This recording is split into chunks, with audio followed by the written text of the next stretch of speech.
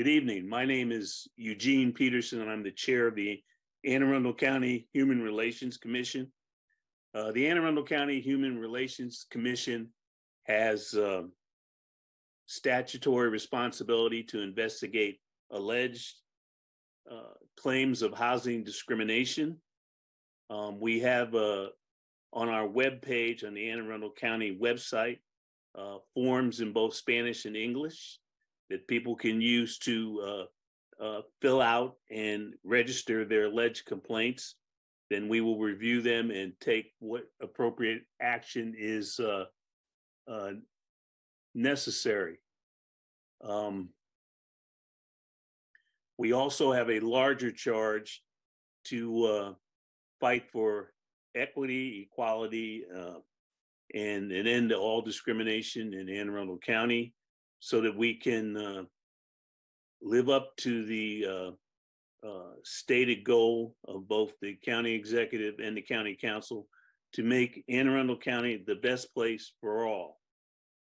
Okay, having said that, I'd like to call the meeting to order now at 6:03 and would ask Secretary Hatcher to take a roll call.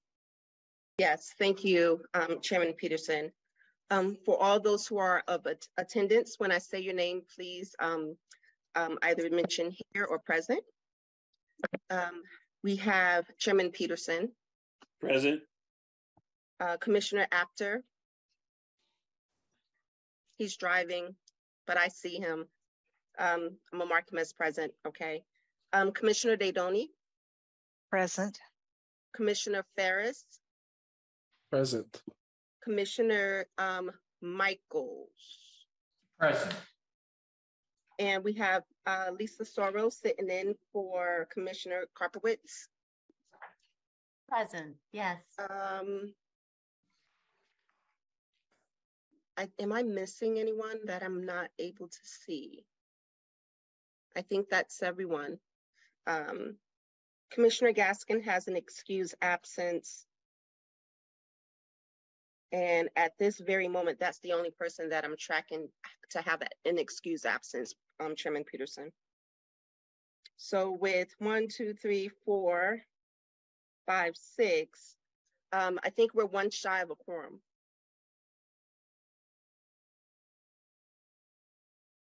I believe there are 7 of us now. You forgot to count yourself, my dear. Commissioner Hatcher, we do have a quorum. Okay, thank you very much.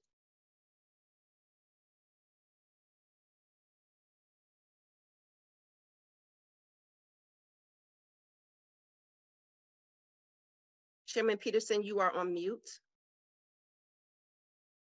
I'd like to move to our next agenda item, which is the approval of minutes from our July 20 meeting.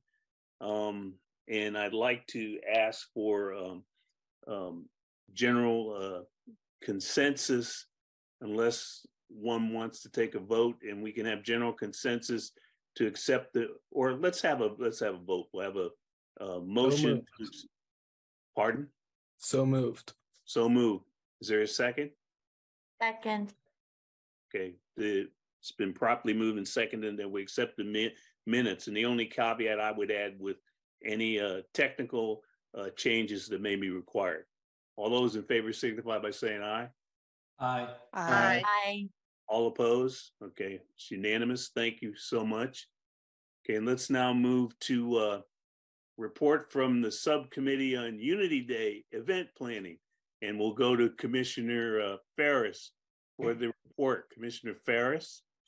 Let me pull up my notes because I'm not going to be able to remember all of it. And it was a while ago. And I came in late too.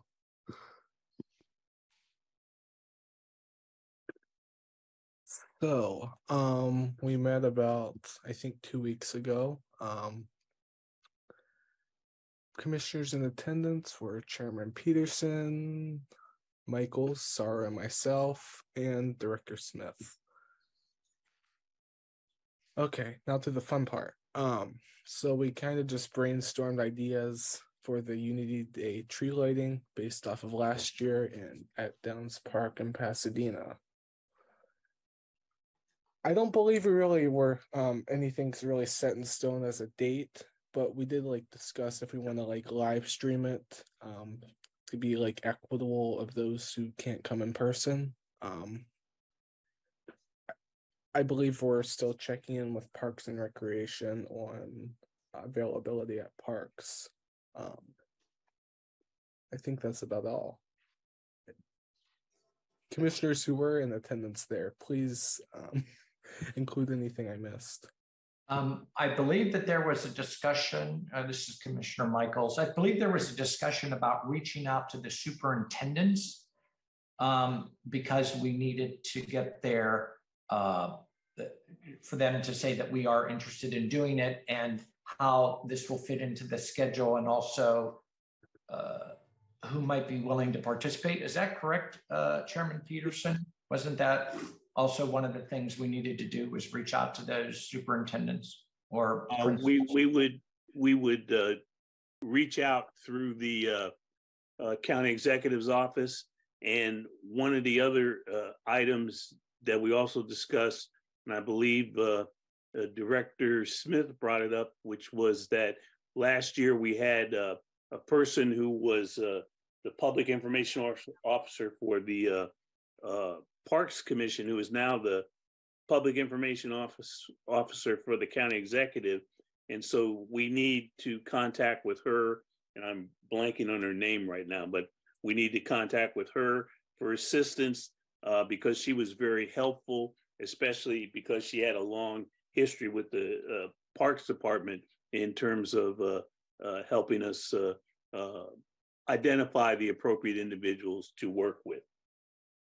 And I believe that Commissioner Director Smith is at a conference until next week.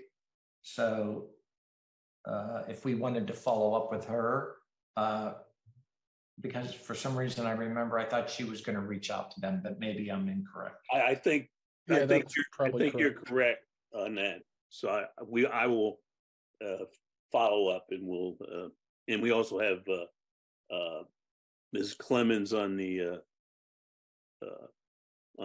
Zoom call here, and so she will have that information also. Okay. I think the only other thing we talked about was getting involvement of the Student Government Association. If we can get approval from the appropriate officials at the school district to perhaps have them involved in the live streaming piece and some of the outreach for the event. That is correct. And to do that, we were going to work with Dr. Gillens at the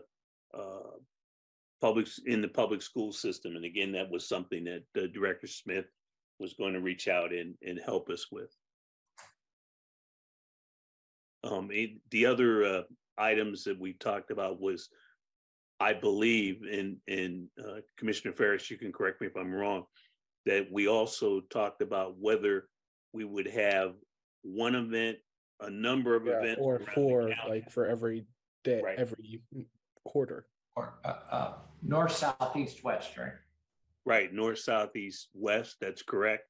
And I think that we also, and we know that we now have a budget, and we've seen some of the items that we got an email today. Some of you may have seen it. Some of the items that we might be interested in purchasing, but we also might consider a tree planting with a fir tree that symbolizes unity. And that was another thing that we discussed. I think I loved reading about the tree. I read it as, perhaps misread it as, a white pine that symbolizes peace. I'm very fond of white pines. However, eastern white pines are notorious for not living long. They've been in many landscapes around here.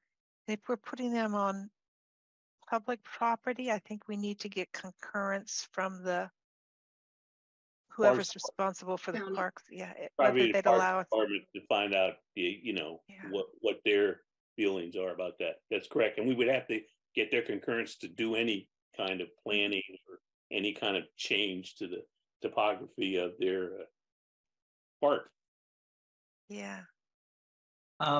Just as a sidebar, the woman that I work with here at the Chase Lloyd House is a master gardener, and we have a Baywise certified garden, and she might be able to make a recommendation about the tree.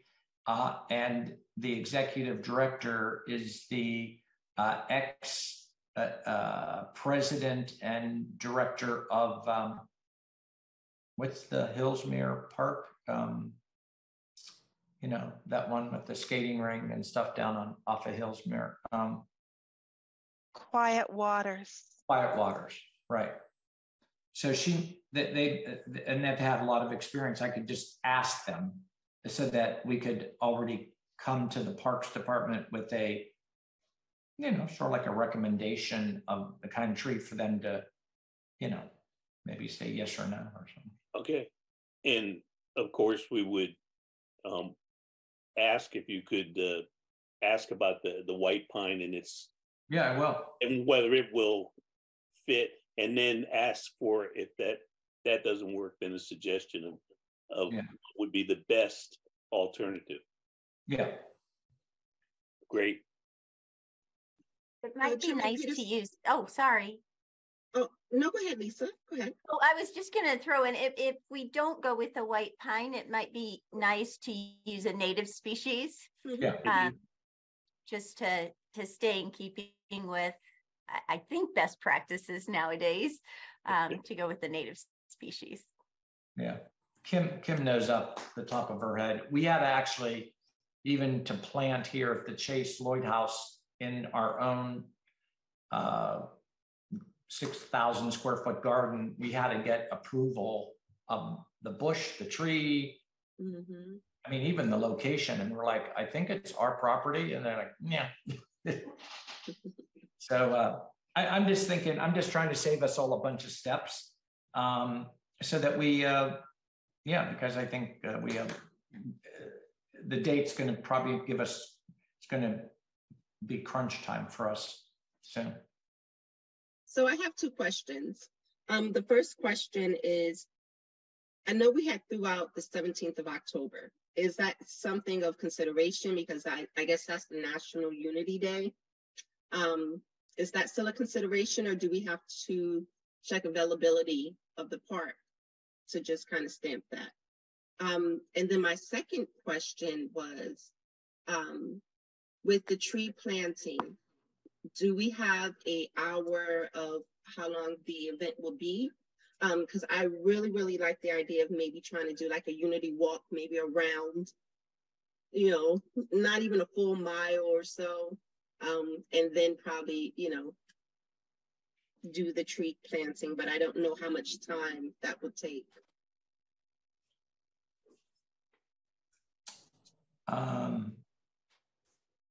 I think they're all good ideas. I think we, Jaden, are you there? I think he might have stepped away. Oh, did he?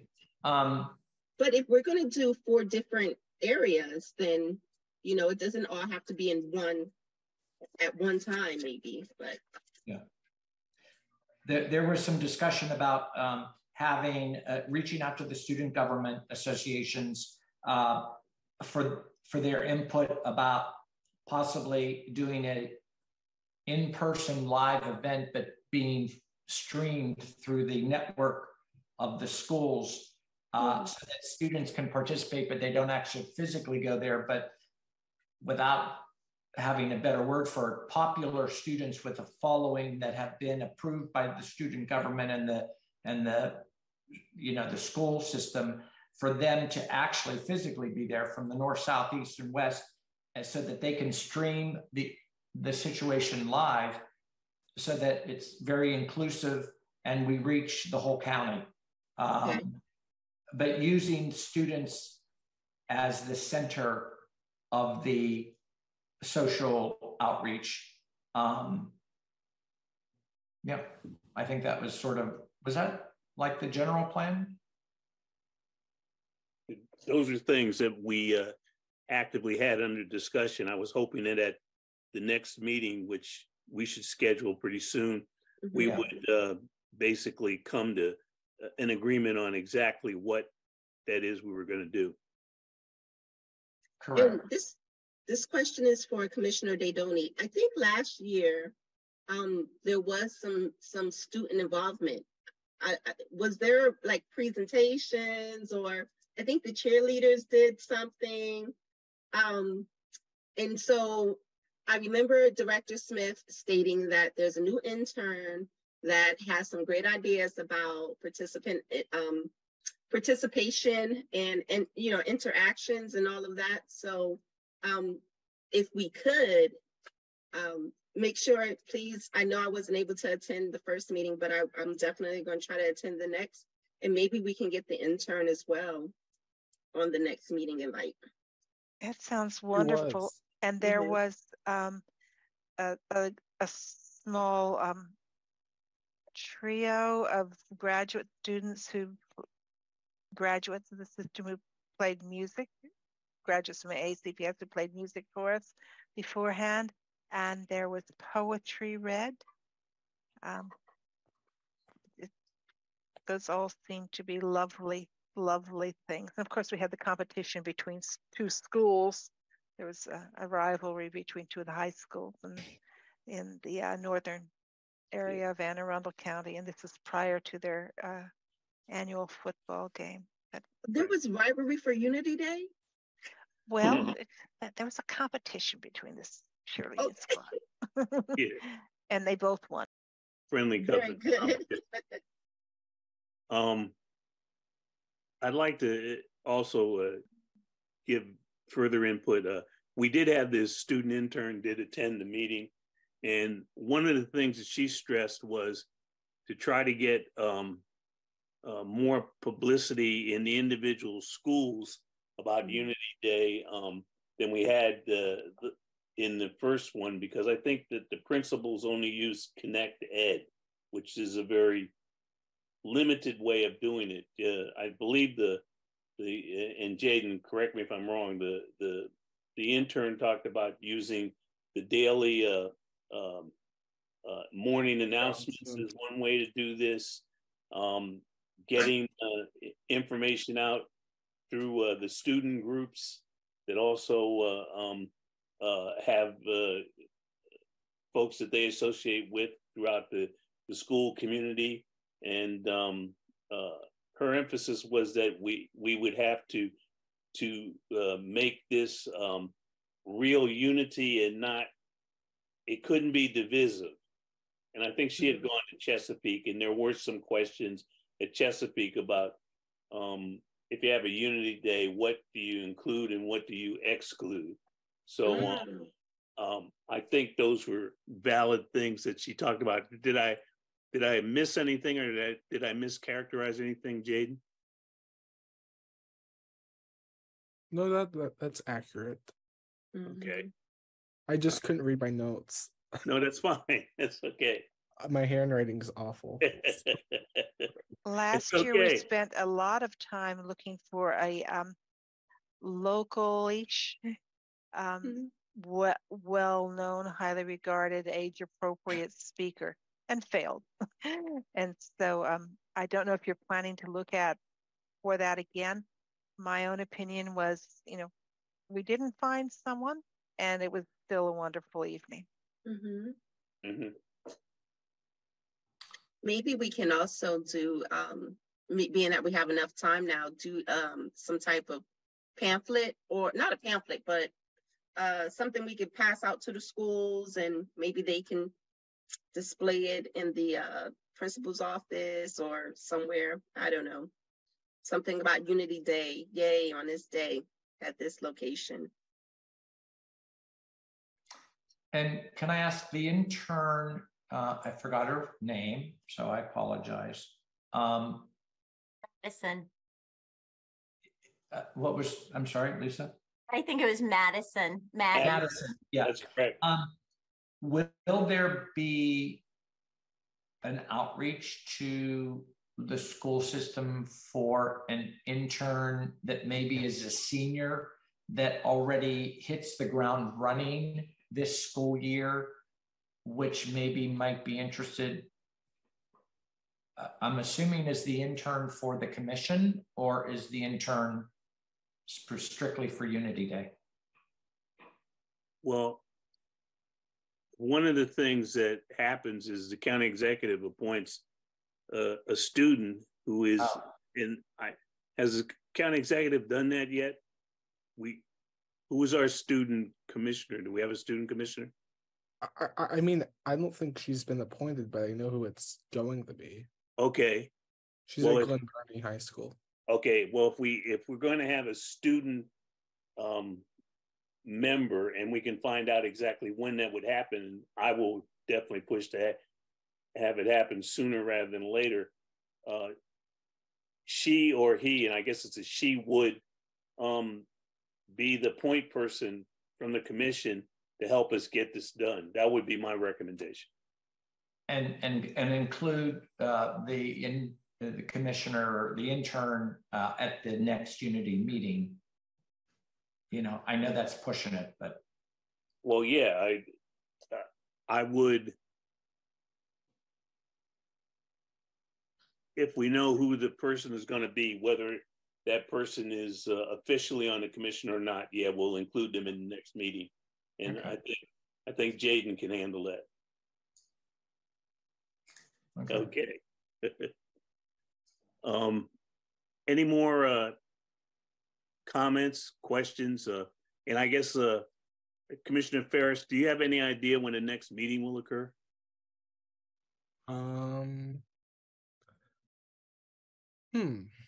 I could do next week. Okay, why don't you? Because I go to college the following week after, and the first week's busy as heck.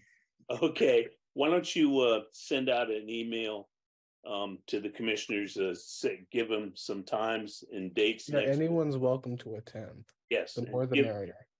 Give everybody dates and times, and let's get see how many of the commissioners who are already on the subcommittee have the ability to attend. And we'll keep this thing rolling. Okay, great. Any more questions, comments on this issue? Okay, hearing none, I'd like to go to our next item on the agenda for the full commission, a proposed statement to Anne Arundel County Council and County Executive on reparations and county reparations legislation. Please bear with me as I do a prologue before I talk about the proposed statement that I sent out to all of you. In the last couple of weeks, I can't remember, I think the first meeting was July 17th, and today there was a subsequent meeting of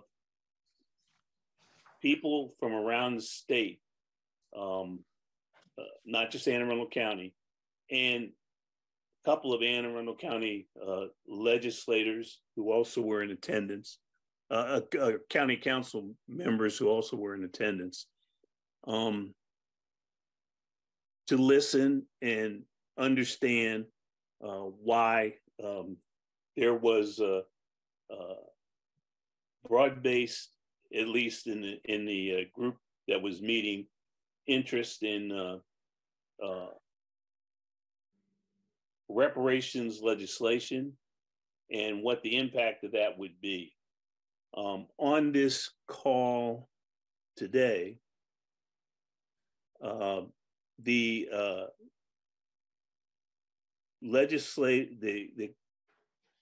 county commissioner,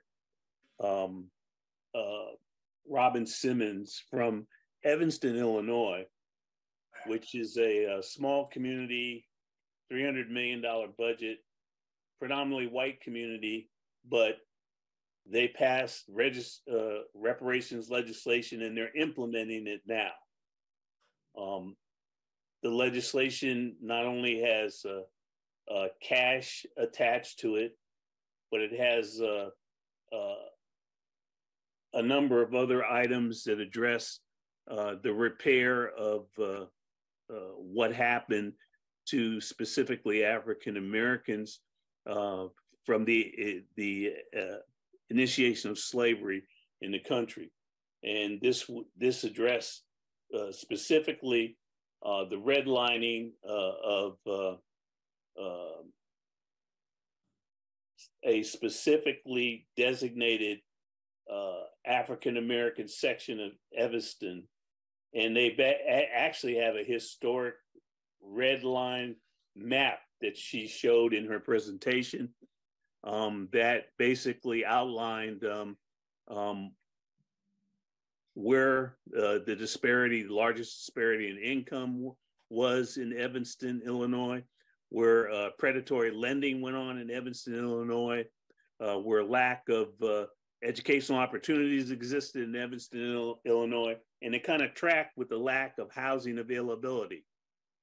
So that was the linchpin on which they tied their reparations legislation. I sent an email to all of you before the meeting that is the Evanston Reparations Toolkit, which basically was the presentation that Ms. Simmons gave to all of us today. After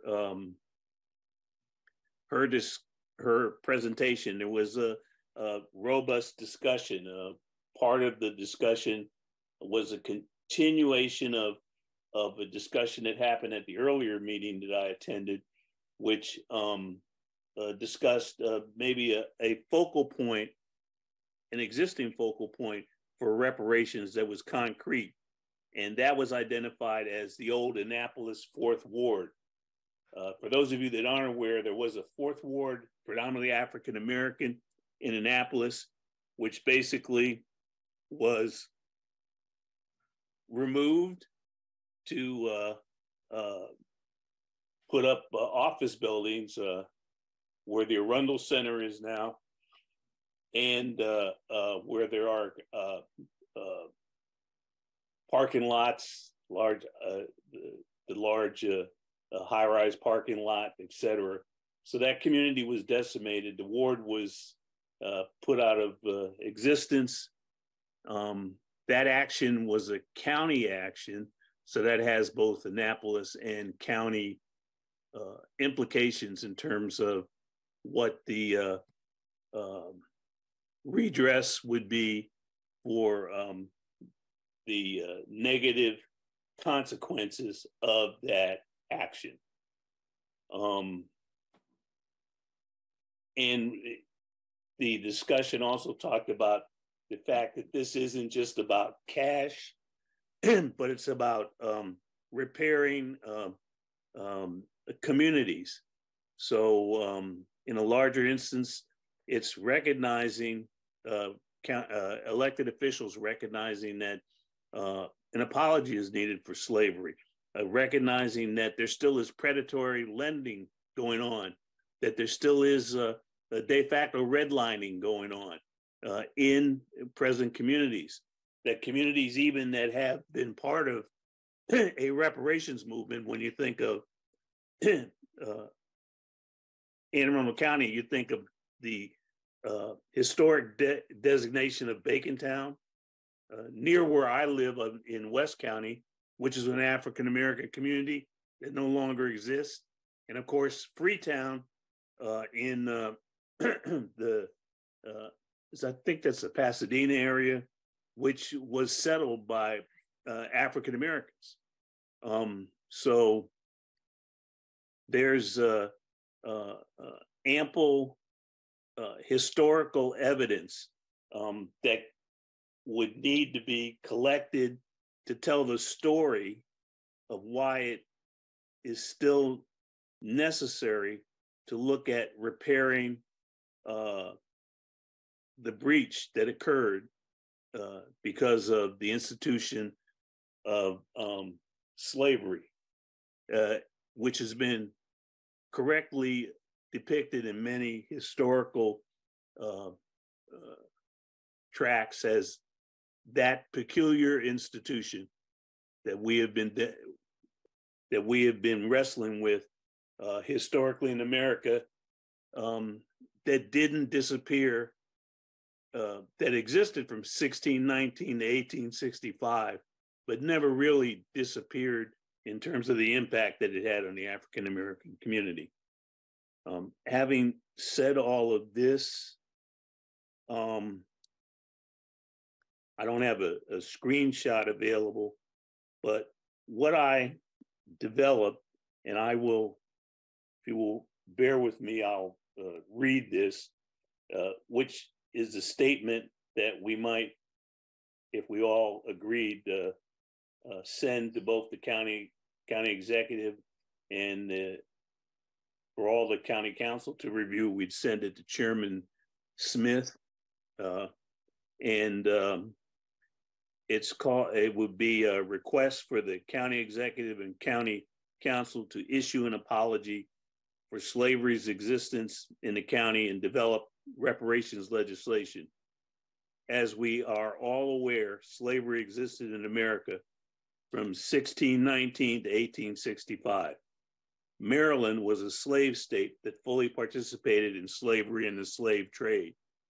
In the city of Annapolis, there is a monument to Alex Haley and his ancestors who entered slavery through the port of Annapolis.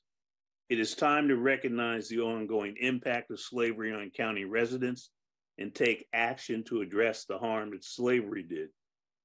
The Anne Arundel County Human Relations Commission respectfully requests that the county executive and county council issue an apology for the negative impact slavery had on those enslaved and their descendants. Furthermore, the commission requests that the county executive and county council work together to develop reparations legislation that would address the impacts of slavery on the descendants of slaves who are county residents. The commission realizes that the county executive and county council may wish to create a task force to develop recommendations on what would constitute meaningful legislation. The commission will welcome being part of this kind of effort. And then it follows with my name, chair, and the Anne Arundel County Human Relations Commission.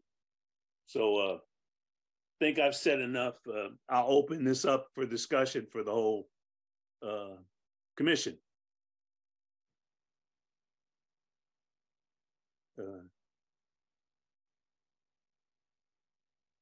Any thoughts? Yes, Commissioner Daydoni. I know I missed the last meeting where we initiated the discussion of whether or not to bring a request for some form of reparations to the attention of the county. I apologize for that. I want to say that I'm wholly in favor of that, and I believe it would be remiss not to do so. I also realize that we're doing this in perhaps the most contentious time in my memory, and I lived through the civil rights era. It will be contentious. We should still do it.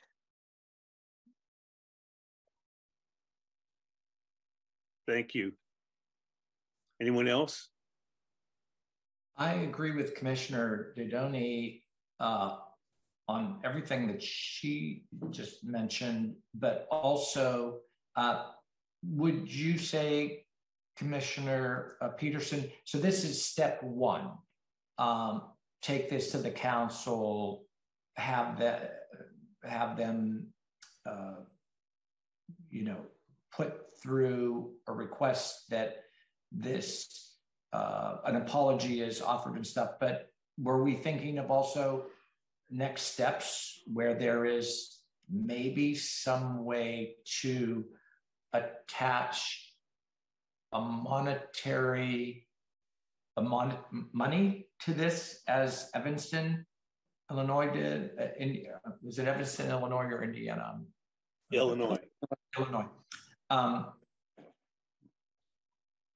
Through some type of a program that is easily manageable. What were your thoughts on that? Or what are the thoughts on that? Okay, let me go to Commissioner Starl. Okay. Oh, there you go. I'm sorry. I was just I was pulling up your. Whoops, you're off again.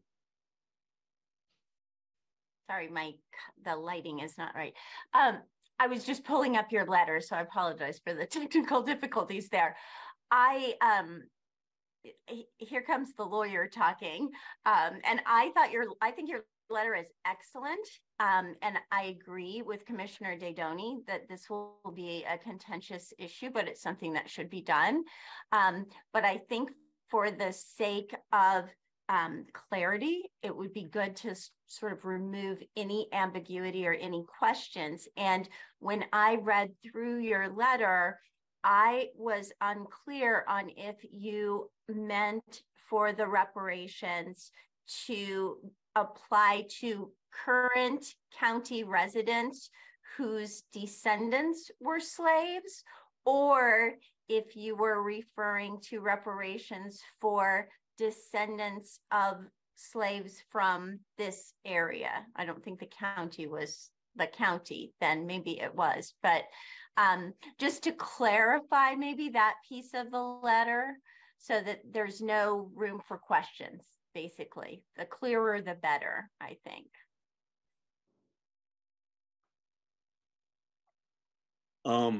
The reason I stated it the way I did was to leave it open as an issue that would need to be investigated. Yeah. You can make a case that it's the descendants. You can make a case it's county residents. You can make a case that it's anyone who lives in the county who is a descendant of slaves. So that's something that has budgetary questions need to be looked at, and it could be, you know, like Evanston, maybe in their case it's a 300. I forget how many people are in Evanston, but I think there are maybe 125,000 or so. It's so right maybe outside of Chicago. Pardon? It's right outside of Chicago. Right, so it's right outside of like Chicago. A suburb of Chicago. So it's a suburb of Chicago, but it's a small, and it has nothing to do with Cook County, which is the third largest county in the legislation was tailored not to even involve Cook County, which is the third largest county in the United States. So how this is crafted, how it identifies who's eligible, and how much emphasis is put on that, the cash, and cash is important, rather than the other issues, restrictive zoning laws, and predatory lending, income disparity gap, and how do you address that with economic empowerment. Those are all things that I think are part of the discussion. And that's why I wanted to leave it as open as possible. Good. I think that's great reasoning for leaving it exactly the way that you have it. And the reparations articles that I've been reviewing most recently have been, you know, the Bruce's Beach in California, and then just recently the Tulsa race massacres that the Oklahoma Supreme Court yesterday decided to take up, and it had been dismissed at the lower courts. Right. Those are dealing directly with, they're dealing with direct descendants that can tie monetary damages to their lives from acts that happened previously. But I think, Chairman Peterson, a lot of the discussion should be, as you're discussing just now, about how can we make systemic repairs that will affect everyone broadly instead of specific to individuals. Of course, that's important also. But if we want to be inclusive of all people who were affected and are descendants, whether they're from this area or not this area, if they're living here now, then the money piece of it could go into programs designed to fill that gap, and to raise people up. So that's rambling, but that's just my thought. More, perhaps it will be more palatable, I guess it's not a good word, if we're more focused on ultimately on programs, and in addition to individual reparations. But reparations don't have to be individually focused. I agree, and that's why I think that sending it to the county executive and the county council and saying, now we understand you may want to develop a commission. Yeah, there's going to have to be public involvement. One of the things that Ms. Simmons made abundantly clear in her presentation was, before they even got to the point of drafting legislation, they did numerous public forums where they discussed what is reparations. For example, it didn't just happen in 1980 with, I think it was Representative, God, I'm blanking on his name, but from Illinois, who introduced legislation in Congress. Fine, but I mean, you could trace this all the way back to the promise, and even earlier, but the one I'm thinking of is the promise made to the freed slaves after the Civil War, that every one was entitled to 40 acres and a mule. And that never happened. And there are other examples historically, and the people in Evanston relied on historical data, and she said that it would be useful to find folks who are historians who would help you put together the statement of loss, that and why this isn't just about cash.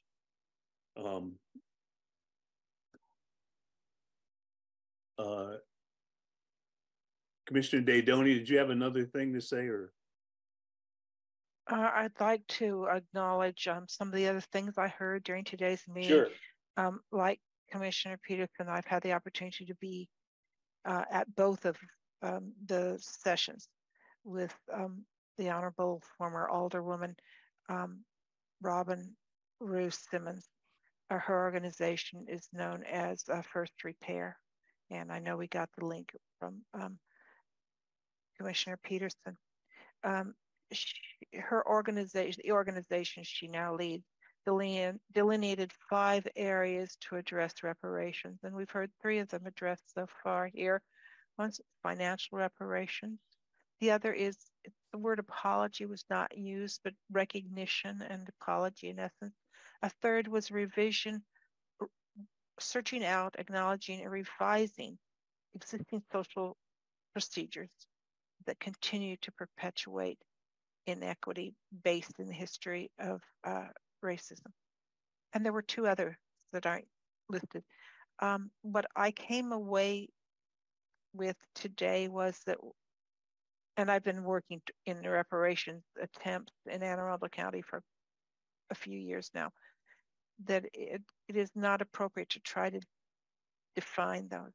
They will be dependent upon how the harm was experienced and how we can justify reparations for that harm. Evanston focused on, I believe it was housing and education were what I heard, and I think there may have been another one. We can't specify those yet, but what we can specify is the request for an informed commission capable, and those the words she said was people have to be committed. They have to have the capacity And she suggested it would be 20 hours a week, I believe, worth of effort for at least 2 years. And I will agree with that. As somebody who's, again, spent some time trying to work for organizations, it could well take that much time. Getting that commission put together and letting them present what is best based on their research, and they would have lawyers as well as historians working with them, and they're listening to the public, is something I could get behind at this point. I could not get behind specifying any specific element of the reparation.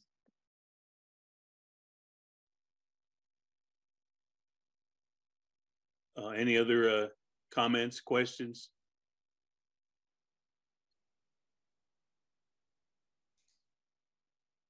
I just kind of to maybe piggyback with what Commissioner Daydoni had stated and what Commissioner Gaskin said last meeting about just introducing the need for, I guess, the first phase of getting some agreements that we do need to have an apology and the initial start of a resolution, not necessarily meaning that us, the Human Relations Commission, need to dive into that, but at least put it on the board so that there can be a decision about moving forward in that direction. And so I was under the impression that's what the statement was for, Commissioner Peterson, was to at least get the county or the county executive or the county council to agree to move forward in that direction. And then we could move to the next phase. That's correct. And the reason why I said legislation was that ultimately passing a resolution, and I would imagine a resolution would include an apology and would talk about the need to address these grievances and whatnot. You can write a whole resolution and not have anything that really addressed the issue in hand. But if you, and that's why the county council is added to this with the county executive, they got together and crafted legislation that basically came up with a commission with a defined responsibility and time to come up with recommendations on reparations. I think then you would see maybe the outcome more clearly defined and actually implemented, because the buy-in has to happen with the legislators and the executive in order for anything to really happen. And the other thing that came up, which is important to recognize, is this is a historic time in Anne Arundel County and in the state. Anne Arundel County, Chairman Smith is the first African-American to ever chair the county council. But I believe his term is 1 year. Right now, we have an African-American who's the first African-American to become governor of the state of Maryland. We have the first African-American who has become the Attorney General in the state of Maryland. We have the first African-American treasurer. And we also have the first African-American female Speaker of the House of Delegates. So, and we have the largest number of African-American legislators in any legislature in the United States. We have the largest number. So given all of that, if you're looking at the time, what is the right time? It would appear that this would be the right time to make these kind of proposals. Does that answer your question, Commissioner Hatcher? Okay, great. Can I ask sort of a uninformed question because I'm not originally from Maryland. But I always, since I've been here, I felt Anne Arundel County recently, because of Stuart Pittman and Mayor Gavin and some of the other people, that has this discussion never come up before at the county council level for the county to address this prior to this commission making this request to the council that it gets, studied and stuff?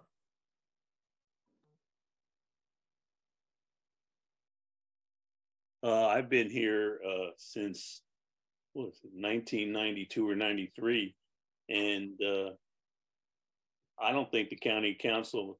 There have been a number of different attempts to address inequities in Anne Arundel County, but no, there has never been an approach that really took a long look and a concerted look at the impacts of decades of disinvestment, redlining, collective problem, housing, lack of housing opportunity. There's never been a commission established to develop recommendations, then would leave the legislation to change that. So then your statement just a minute ago, I think the time is now. No time like the present, right? In politics, it's always important to count numbers, and the numbers appear to be favorable. There you go. I'm not saying it's going to be easy, but it's a favorable environment. But Chairman Peterson, do you remember when you and I were at the county council a couple of months ago, waiting for 5 hours for them to bring up our resolution? I think it's also just waiting everybody else. Because remember, there was a little bit of pushback at the end of the meeting, but because we sat there so long, they did, okay. I'm sure, I think if we just, we stand our ground and we bring this up, I think we should move forward with it. That's all. Commissioner Dagnoni? We will not be alone. We will, I believe the plans are already in place that we will be coordinating with the Annapolis Human Relations Commission. That's correct. And a group of leaders and advocates across the county has been engaging to help bring forward this effort. So we would be probably one of the proposers, along with the Annapolis Human Relations Commission, but I believe we will have a large number of people in that room. I don't know if this still happens, but there have been times when the meeting was called at midnight. And even if you'd been sitting there since 5 p.m, you didn't get to speak. So yes, physical endurance is part of the game, part of the effort. There was an aspect to what we heard clearly today that I was aware of, but had not heard stated so very, very clearly. When we plan reparations, particularly financial reparations, we must be careful not to feed the economic abuse machine. What do I mean by that? It means that predatory lending standards are still in place. It means that a lot of the money that you pay towards taking care of inequitable housing can go to onerous fees that are levied unequally through title companies or insurance programs. And we hosted a movie about some of the inequities in that. So part of reparations has to be very careful about those inequities. Chairman Peterson, you suggested that free community college tuition would be a way, it's something to consider. We have free community college tuition for qualifying individuals. And that is not even the biggest part of the cost to a person to go to school. Time lost to income, time lost to family care, time given to white-owned, corporate-owned school book companies charging $100 to $200 per volume, and then changing the volumes every year. So if you fail this time, you can't reuse the book. The predatory nature of not necessarily Anne Arundel Community College, but community colleges to reap money from minority students is well documented. And I'm sure the current chair of the Maryland State Conference NAACP ran a whole session on that a few years ago. We need people on the commission who are aware of that, and won't take county money from other purposes just to continue to feed the abuse machine. Okay. Any further comments? Hearing none, at this point in time, I would entertain a motion that we send the statement that I crafted and work with Director Smith to make sure that we get a response. And I will let, once we decide to send it out, I will let Chairman Smith know that it's coming.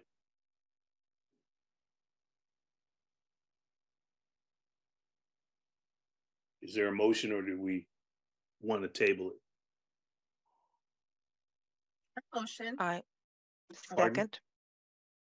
Okay. There's been a Commissioner Hatcher motion. Commissioner Daydoni seconds. Okay, great. All in favor signify by saying aye. Aye. Aye. Aye. Aye. All opposed? Okay, hearing none, we will make sure this statement gets done. I'll make sure that you all get a copy of the statement when it's sent out. And Chanel, I want to work with you so that we put it on the Anne Arundel, with the Anne Arundel County, like it's an official thing from the commission. So however we do that, we'll do that. Okay, great. I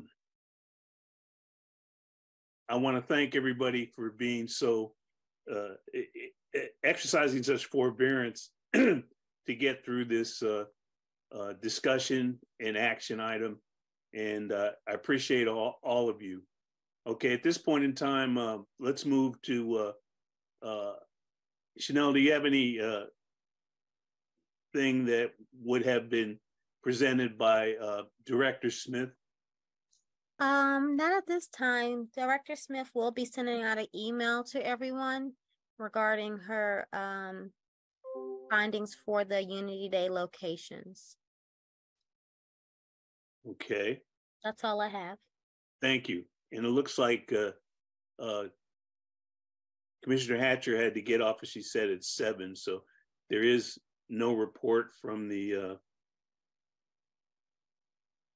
liaison to the commission, the Annapolis Human Relations Commission. I would just say that I will be talking to Commissioner Keller at their meeting on September, I believe it's September 11th. They're going to have a presentation from someone, and it might be Argo Duenas, a community activist who's been working extensively on reparations to their commission. So if that is to happen, I will make sure that all of you know in advance, so that and would coordinate with Chairman Keller so that you could all listen to the presentation. Moving on to the next item, we don't have any old business. Don't have any new business. Is there any good and welfare from any one on the commission that they'd like to communicate to the body? Okay, hearing none. Don't have any announcements. Could I make an announcement? Yes, you can. The Chase Home, which is the organization, nonprofit 501c3 that I work for, has been working with the county, and November 1st, 2023, it's official. We are producing the first annual Affordable Housing Symposium at the Graduate Hotel from 8 a.m. to 3 p.m.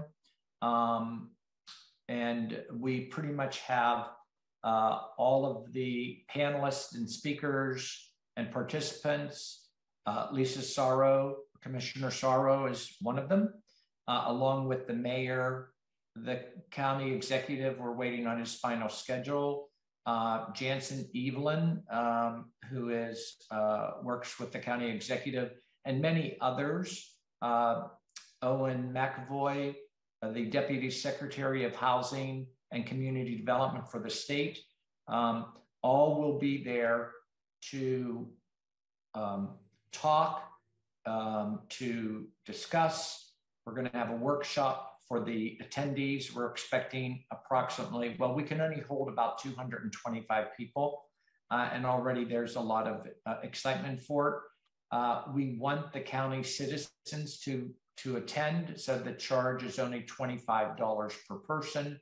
And so I'm going to send a save the date and a registration out to this commission for them to push out to their network of people, for people who choose to want to attend.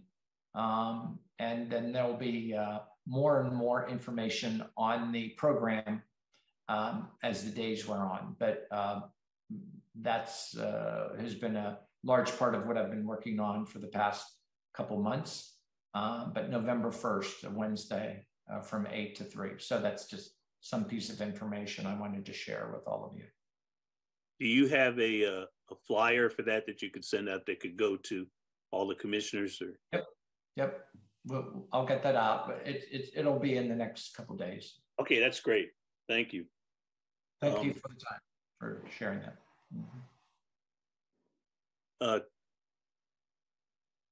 Commissioner Sorrow? You're mute. You're on mute. I unmuted myself. I wasn't fast enough when we were talking about the resolutions. And I just wanted to let everyone know that in the chat, I put a couple samples of resolutions that regarding slavery and an apology by the Annapolis City Council. There was one in 2007 and another in 2019, just to give samples. I wasn't fast enough when we were talking about it, but they're there now. All right, thank you. Uh-huh.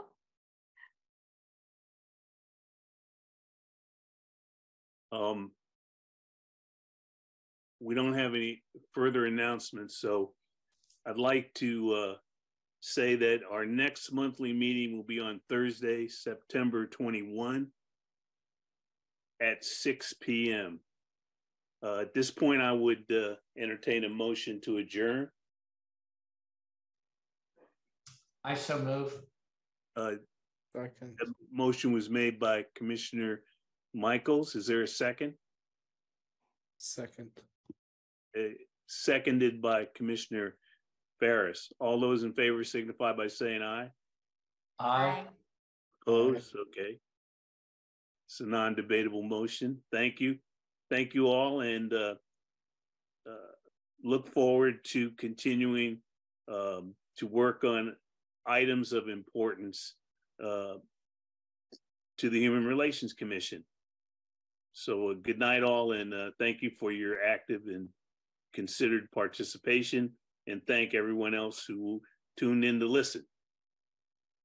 Good night, everyone. Have a wonderful weekend. Bye-bye. Good night. Good night.